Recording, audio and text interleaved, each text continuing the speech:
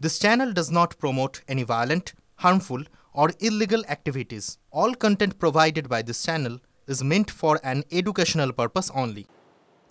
Vice প্রিন্সিপালের ভূমিকায় ক্ষুব্ধ সিইউর উপাচার্য। কসবার ল কলেজে কলকাতা বিশ্ববিদ্যালয়ের তদন্তকারী দল। একগুচ্ছ প্রশ্নের মুখে ভাইস প্রিন্সিপালের ভূমিকায় ক্ষুব্ধ সিইউর উপাচার্য। কসবা ল কলেজে কলকাতা বিশ্ববিদ্যালয়ের তদন্তকারী দল। আমাদের রিপোর্টার শান্ত ভট্টাচার্যের কাছ থেকে এই বিষয়ে আরো আমরা ডিটেলে জানবো। ঠিক কি প্রশ্নের মুখে এই মুহূর্তে ভাইস প্রিন্সিপাল? শান্ত,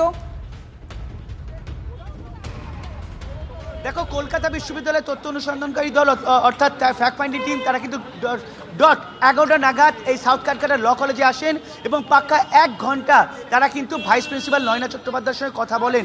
বেশ কিছু প্রশ্নের সম্মুখীন হতে হয়েছে নয়না চট্টোপাধ্যায়কে, যেটা জানা যাচ্ছে যে কখন তিনি খোঁজ পেলেন, কখন মনোজের সঙ্গে তার কথা হয়েছিল, ঘটনার পরে কবে কথা হয়েছিল, তখন তিনি কোথায় ছিলেন, সিকিউরিটি গার্ড কী অবস্থায় ছিল, সিসিটিভি কী অবস্থায় ছিল, গোটা বিষয়টি কিন্তু তার কাছ থেকে জেনে নেওয়ার চেষ্টা করেছেন। এবং দেখা গেল যিনি তথ্য অনুসন্ধানকারী দলের যিনি সদস্যরা বেরোলেন তার মধ্যে একজন জানালেন যে আমরা বেশ কিছু তথ্য পেয়েছি এবং বেশ কিছু তথ্য পাওয়ার পর সেই তথ্য রিপোর্ট সহকারে জমা দেব।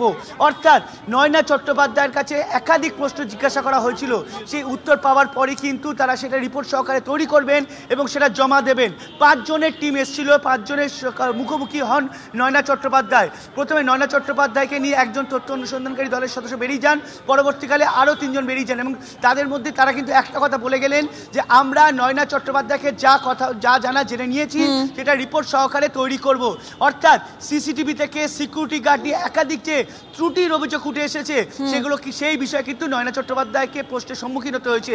একই সঙ্গে প্রায় 40 ঘন্টা পর তাকে যে তিনি কোথায় ছিলেন, কীভাবে তিনি খোঁজ পেলেন, কীভাবে তিনি খবর পেলেন, এই তথ্যগুলো কিন্তু তথ্য অনুসন্ধানকারী দল তার কাছে জেনে নিয়েছেন। তবে সবচেয়ে বড় কথা, পুলিশকে কে খবর দিয়েছিলেন, পুলিশের সঙ্গে পুলিশ তার সঙ্গে কথা বলেছে, পুলিশকে কী তিনি তথ্য তুলে দিয়েছেন, এমনকি মনোজিতের নিয়োগ সম্পর্কেও কিন্তু নয়না চট্টোপাধ্যায়ের কাছে যাবতীয় তথ্য জেনে নেন। এই বুঝতে পারছি শান্ত, তুমি নজর রাখো।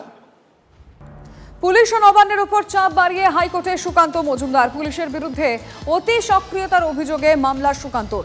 লালবাজারে সারা রাত আটকে রাখার অভিযোগে হাইকোর্টে মামলা দায়ের। ডিটেল জানবো শ্রাবন্তী শাহর কাছ থেকে। শ্রাবন্তী, দেখো, পুলিশের অতি সক্রিয়তা সম্প্রতি শুধুমাত্র লালবাজার নয়, একই সঙ্গে ডায়মন্ড হারবার হোক বা যে কসবার ঘটনা ঘটেছে সেখানেও দেখা গেছে সুকান্ত মজুমদারকে হেনস্থা করছে পুলিশ, এমনটাই অভিযোগ তার।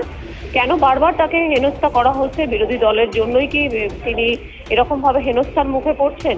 এই সমস্ত প্রশ্ন তুলে আজকে সুকান্ত মজুমদার তিনি নিজে কলকাতা হাইকোর্টে এসেছিলেন। মামলা দায়ের হয়েছে, এই সপ্তাহে এই মামলা শুনানি হতে পারে। ধন্যবাদ।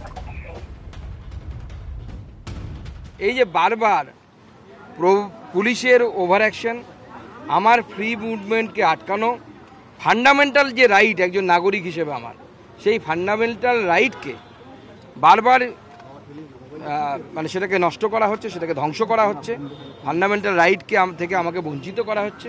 শুধু তাই নয়, ইললিগাল ডিটেনশন করা হচ্ছে। এর বিরুদ্ধে আজকে আমি মহামান্য আদালতে শরণাপন্ন হয়েছি। আমার বিশ্বাস আমি আইনের কাছ থেকে স্বস্তি পাবো।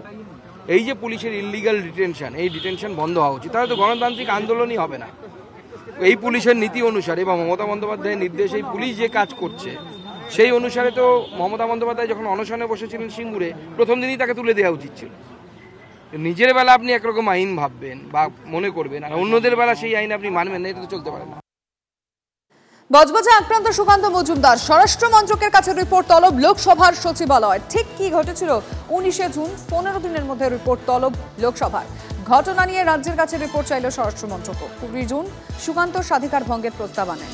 ডায়মন্ড হারবারের এসপি ও এসডিপিওর বিরুদ্ধে সরব হন সুকান্ত মজুমদার। সাংসদের ওপর হামলার ঘটনায় স্বাভাবিকভাবে নড়ে চড়ে বসে লোকসভা। পুলিশ বা জেলা যিনি পুলিশ অধিকর্তা এসপি, তার দায়িত্ব হচ্ছে সেখানে ল অ্যান্ড অর্ডার মেনটেন করা। সেই ল অ্যান্ড অর্ডার মেনটেন করার কোনো দায়িত্ব সেদিন এসপি দেখাননি। রাজ্যের ডিজিকেও এই ইয়েতে তলব করা হয়েছে, প্রিভিলেজে তলব করা হয়েছে।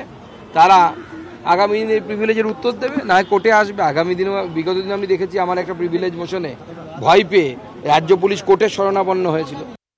ইন্ডিয়ান অয়েলের শ্রমিকদের বিক্ষোভে উত্তাল বজবজ। কন্ট্রাক্টরদের বিরুদ্ধে ড্রাইভার ও খালাসিদের টাকা আটকে রাখার অভিযোগ। মঙ্গলবার বৈঠক চলাকালীন শ্রমিকদের মারধরের অভিযোগ। প্রতিবাদে রাস্তায় গ্যাস সিলিন্ডার ফেলে বিক্ষোভ ড্রাইভার খালাসিদের। গ্যাস সিলিন্ডারের মুখ খুলে দেয় বিক্ষোভকারীরা। বিক্ষোভ হঠাতে লাঠিচার্জ করে পুলিশ। গ্রেফতার করা হয় 60 জনকে।